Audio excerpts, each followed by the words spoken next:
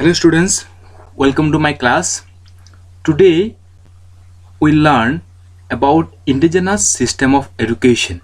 So indigenous system of education defines actually the ancient education system of the world. In every country there had their own education system in ancient period. Same in case of India, there is an indigenous system of education. Regarding the indigenous system of education in India, we have 3 points. First one is Vedic education. So Vedic education is actually came from Vedic period. We know that Indian civilization and culture is one of the oldest civilizations and cultures of the world. But which one is the oldest has not yet decided. However, all accept that Indian Vedas, we have idea that in India mainly we followed 4 Veds, that is Rig Ved, Yajur Ved, Sam Ved or Atharva Ved. And these are the 4 Veds actually the whole India followed, are the oldest scriptures of the world. Vedas are generally considered as religious scriptures, but they are the repositories of all types of knowledge discovered and developed by Aryans till then.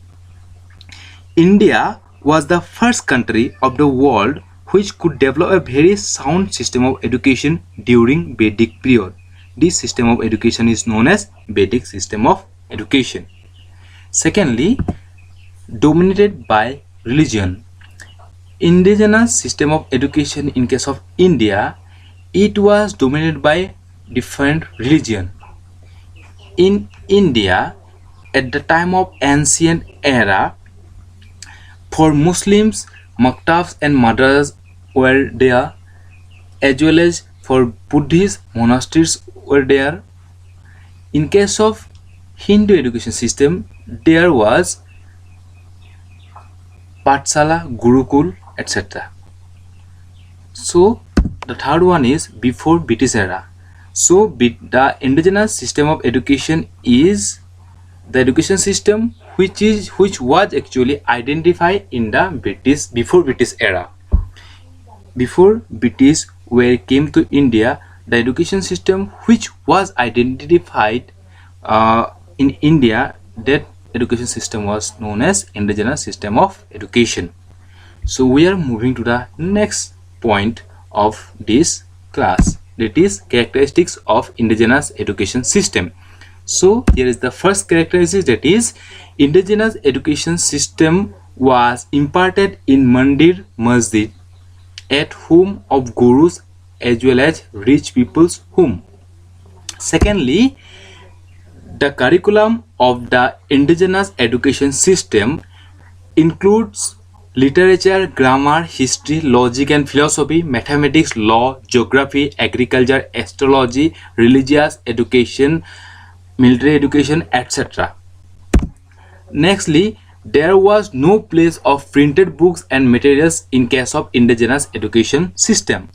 And the next one is method of teaching was verbal. All the students had remembered the teaching facts based on the guru's verbal ways. What the guru actually spoke, the students need to memorize every fact and information taught by the guru. Another point, that is education given to masses was simple, need-based and less costly. In the indigenous education system, the education given to the people was very simple, need-based and less costly. The sixth number characteristics of indigenous education system is both Muslim and Hindus were able to get admission in the indigenous education system. The relationship between the teacher and the student was just like the father and son in case of indigenous education system. in that ancient era, the relationship of the teacher and the students was like the father and son of our today's society. So the last point, that is rigid discipline and regulation. The students of that period need to follow rigid discipline and maintain rule and regulation given by the teachers as well as the gurus.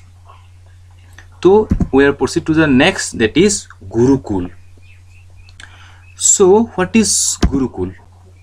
Here is a diagram which shows actually the aspects of Gurukul. First one is what is Gurukul, what is Upanayan, role of students in Gurukul, role of teacher in Gurukul, and what is Samavartana.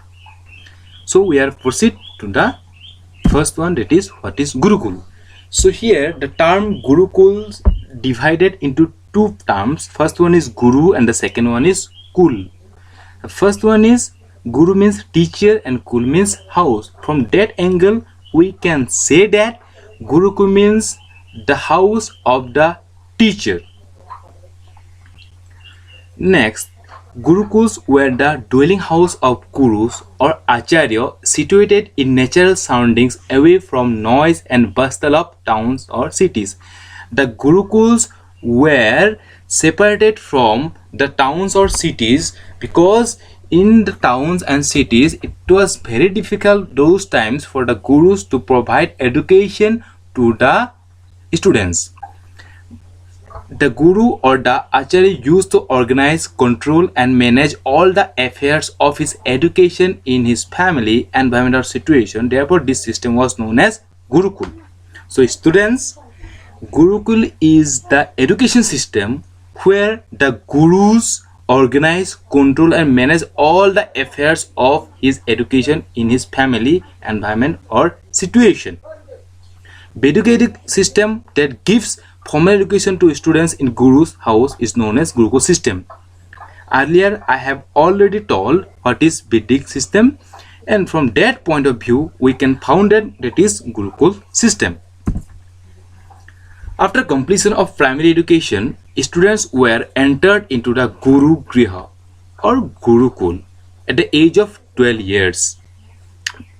That means the students already completed their primary education. After completed their primary education, they came to the Gurukul for getting higher education. In the Vedic age, the wards were sent to Gurukulas for education. Just after Upanayan ritual, they were called the Antavasi or Gurukulvasi. They lived under the roof of their guru. Only brahmacharis were allowed in Gurukuls. Here actually two terms, that is first one is Upanayan and the second one is brahmacharis. So I will define these two terms in my next slide. Just follow the point, that is said that at the age of 12 students went to Guru Grihas for getting higher education. But there is a procedure that is known as Upanayan. Like at present education system, what we found, that is if you want to join in any education system, you have to attend a entrance test. Like in case of Gurukul, the students were proceed through Upanayan ritual. Here's the next slide that shows that Brahmachari is one who comes to the Guru with the aspiration of becoming great.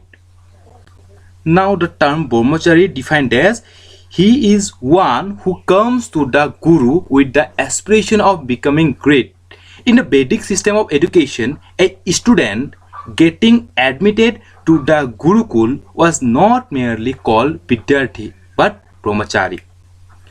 That means the term Brahmachari has two meaning. We can found that it has two meaning. First one is, in the Vedic system of education, a student getting admitted to Gurukul was not merely called Vidyarthi. They are known as Brahmachari. Or Brahmachari is one who comes to the Guru with the aspiration of becoming great. The next traditional meaning of Brahmachari is One who observes complete purity in his behavior leads a life of sexual abstinence and moral rectitude. This is the commonly known and accepted meaning of brahmacharya. So brahmacharya, its general meaning is who is observes complete purity in his behavior and leads a life of sexual abstinence and moral rectitude. Here, the term Upanayan. Upanayan define the important initiation ceremony which marks the formal and regular entrance into the Vedic school, that is Gurukul. Upanayan, which is derived from Upa means near, and Noyana, that means carry. So Upanayan literally means carrying a student near to the teacher. It is an impressive rite in which the student is ceremoniously conducted by the parents near to the teacher of known wisdom, virtue and learning in order that he may be led by that teacher to Brahma, the Supreme. So Upanayan define that if one can need to enter in the Gurukul, he has to be follow or move through the ceremony of Upanayan. So students, keep the notes in very easy manner and understandable manner for your future circumstances. The next one is role of student. Here the first point shows the students in Gurukulas were to live a simple life as a member of Guru's family and actively participate in all the household activities. The students have to live a simple life and actively participate in each and every activities of the Guru. Whom? Next one is they had to do the services of the Guru and necessary jobs of keeping the Gurukul tidy. To make the Gurukul homes clean and safety and neat, the student have to work for that purpose. Next point is they had gone out for alms. In the Gurukuls, the students go for begging for money, for food, for clothes. Sometimes they have to move for their gurus also, for their Guru Matas also. They have to beg in the Gurukuls to survive. Next rule of the student, that is washing, cleaning, collection of firewood, baking food, tending cows or herding of cattle fields was the part of their practical education.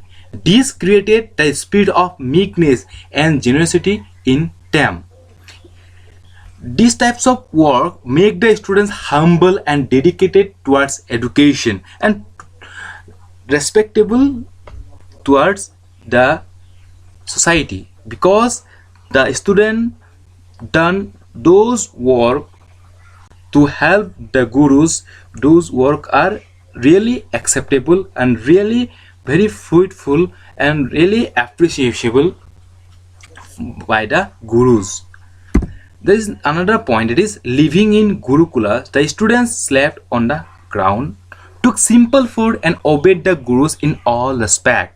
In the Gurukuls, the students or sisters need to sleep on the ground and stay a very simple life. They not need to connect with their families.